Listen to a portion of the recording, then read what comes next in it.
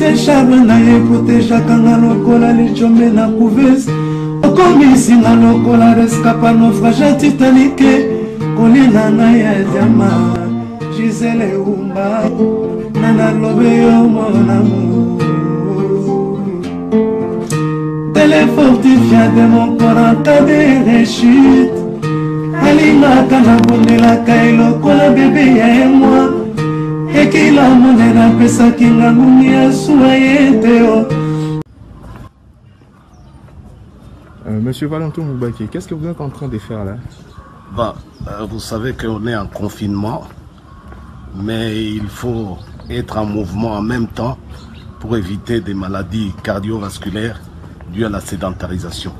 Et donc tous les matins, pendant 1 heure, nous faisons des exercices physiques, nous marchons dans notre parcelle pour pouvoir mettre le corps en mouvement afin de pallier à ces risques-là de sédentarisation, des maladies issues à la sédentarisation.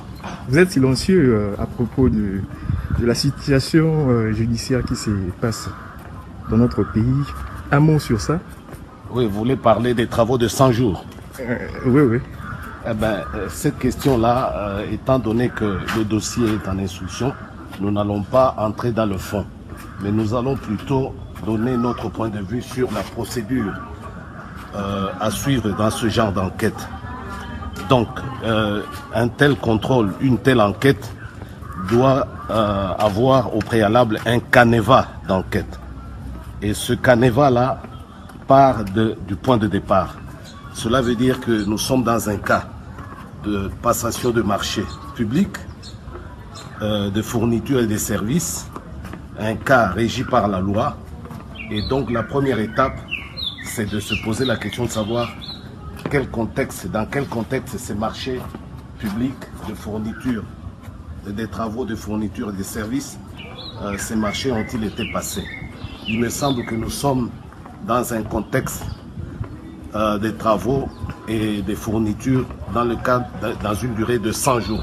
C'était le programme de 100 jours. Cela veut dire que, conformément à la loi, il est difficile de pouvoir respecter la procédure de passation de marché à appel d'offres publiques parce que les délais sont contraignants, 100 jours, 93 mois. Et donc, il faut demander au préalable l'avis de l'autorité nationale qui régule les passations de marché pour avoir une dérogation générale pour les travaux de 100 jours afin de ne pas passer à un avis d'appel d'offres général. Mais qu'à cela ne tienne, une fois obtenue cette autorisation préalable, c'est une exigence de la loi, il faut maintenant pour ces attributaires-là, parce qu'il n'y a plus d'adjudicataires ici, pour ces attributaires des marchés, il faut maintenant établir une liste restreinte pour passer un avis d'offre, un avis d'appel d'offres restreint.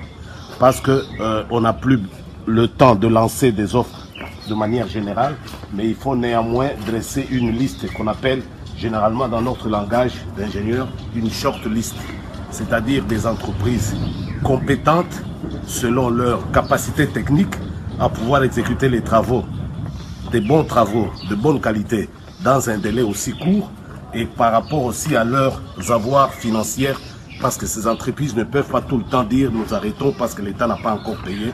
Elles doivent être en mesure d'avancer avec les travaux, quitte à se faire payer éventuellement par la suite. Donc c'est la première étape de la procédure.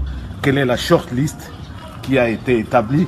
Quelles sont ces entreprises qui ont été présélectionnées par rapport à leurs compétences internes, techniques et financières, par rapport à leur expérience en la matière, ou ont-ils déjà exécuté ce type de travaux dans des délais aussi contraignants et qu'elles auraient exécuté ces entreprises à la grande satisfaction de tout le monde. Cette étape-là est la première pour le procureur. Il doit vérifier cela. La deuxième étape maintenant, mais avant de passer le marché, une fois l'entreprise choisie, qui a pu vérifier au niveau de l'administration la nature des travaux à faire? Parce que ces entreprises shortlistées doivent venir consulter les documents techniques et administratifs de l'administration sur les travaux à faire et pouvoir maintenant proposer proposer des solutions techniques dans des délais de 100 jours. Et pour cela, il faudrait avoir le cahier spécifique des charges, les cahiers de prescription technique pour ces travaux-là. Il faut savoir, se poser la question de savoir quel est le bureau technique de contrôle qui a été choisi pour ce faire. Et si par hasard le bureau technique de contrôle n'a pas été choisi, est-ce que au moins l'option de l'ingénieur à pied d'œuvre délégué sur le chantier a-t-il été adopté? Cela veut dire que l'ingénieur à pied d'œuvre, c'est l'homme qui va commencer à relever chaque jour sur le chantier la nature des travaux exécutés, la qualité des travaux exécutés et tout cela en rapport avec le bordereau quantitatif des travaux et le bordereau des prix qui vont les deux servir finalement au décaissement à l'issue d'une période donnée. Et donc le cahier spécifique des charges, le cahier des prescriptions techniques, le bordereau quantitatif des prix, d'abord le bordereau quantitatif des travaux à exécuter, les prix correspondants de ces travaux-là, et tout ceci confronté à un programme, à un planning, le planning PERT ou n'importe quel autre planning des travaux, et à tel point que à chaque étape de l'exécution des travaux, il y a un relevé des quantitatifs des travaux exécutés, il y a le bordereau des prix correspondants, et donc on peut signer sur base des attachements du bureau de contrôle technique ou de l'ingénieur à pied d'œuvre, on peut maintenant signer des décaissements pour payer l'entreprise qui a fait les travaux. Voilà, apparemment le procureur s'occupe maintenant de la dernière partie, alors que tout ceci commence bien en amont. Alors les décaissements doivent être justifiés, non pas parce que tel m'a donné un ordre de payer, tel que nous l'entendons dans les rumeurs publiques, j'ai reçu l'ordre. Non, il y a toute une chaîne. Quel est le bordereau quantitatif des travaux? Quel est le prix, le bordereau des prix? Quel est le planning d'exécution des travaux? Est-ce qu'on a payé une avance au démarrage des travaux? Mais cette avance-là doit être vérifiée par rapport à la passation de marché. Le contrat des travaux, qui a passé la lettre de commande des travaux? Quel est le contrat des travaux? Est-ce que l'entreprise avait-elle dans ses comptes de l'argent suffisant pour cautionner l'avance au démarrage des travaux? Parce que c'est une exigence de la loi. Si je vous donne 50 millions de dollars, vous devez avoir dans votre compte au moins ce montant-là pour qu'en cas de défaillance, l'État puisse mettre la main sur vos avoirs et ne pas perdre son argent. Voilà, tout cela, le procureur devait avoir ce canevas-là. Hein, et nous pouvons, si certains le désirent, élaborer en détail ce canevas de contrôle. Et cela permettra maintenant de savoir localiser des responsabilités à tous les niveaux. Voilà comment on contrôle les travaux de passation de marché public, à droit tel que nous l'avions fait à l'époque par la Banque mondiale quand nous nous occupions du service national des routes de Sénégal il y a 30 ans. Et cela, ce n'est pas un travail qui se fait au niveau d'un cabinet. Vous voyez, ces cabinets qui venaient à peine d'entrer, des gens plus politiques que techniques, et même on peut dire inexpérimentés, ne sont pas rompus à ce genre de pratique. Donc il aurait fallu que ces cabinets se concertent avec l'administration ministérielle, parce que ces personnes de l'administration ont déjà fait plusieurs fois ce travail.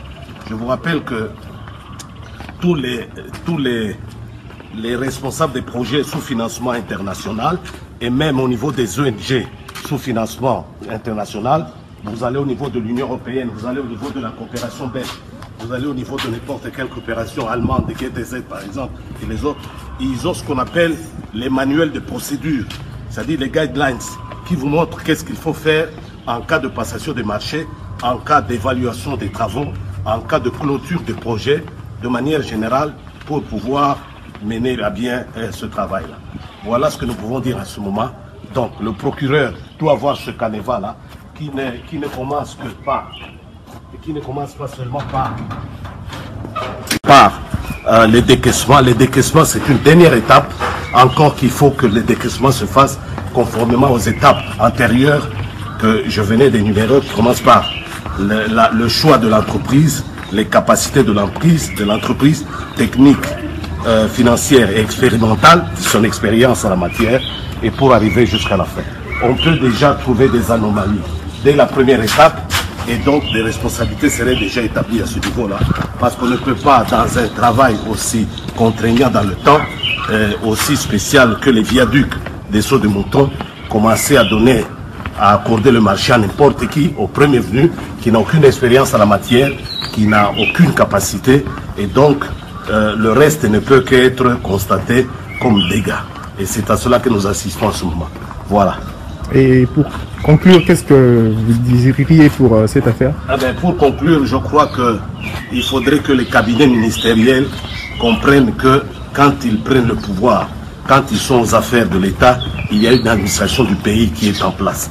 Et cette administration doit être valorisée. Et donc les cabinets ministériels, tous ces cabinets-là, tous ces gouvernements avec une soixantaine de ministres, des cabinets avec une vingtaine de conseillers, c'est de l'argent perdu pour rien.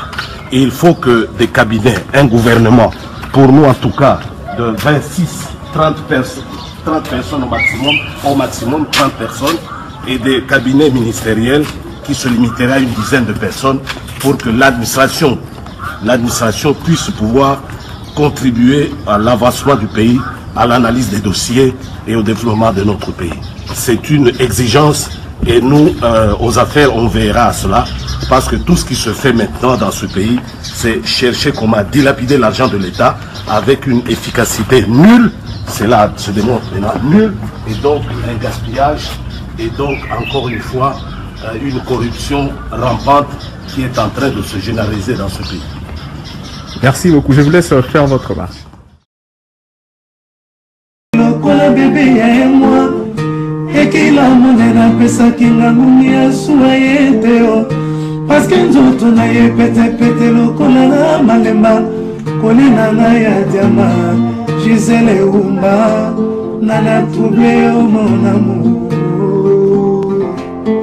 Merci. Gisèle Oumba, diamant noir.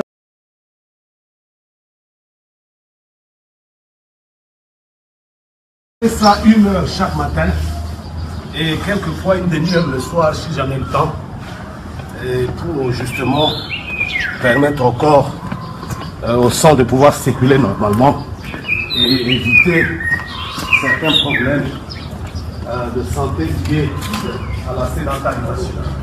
Voilà. Maintenant, je viens de faire 2 heures et je crois que c'est suffisant. Merci beaucoup.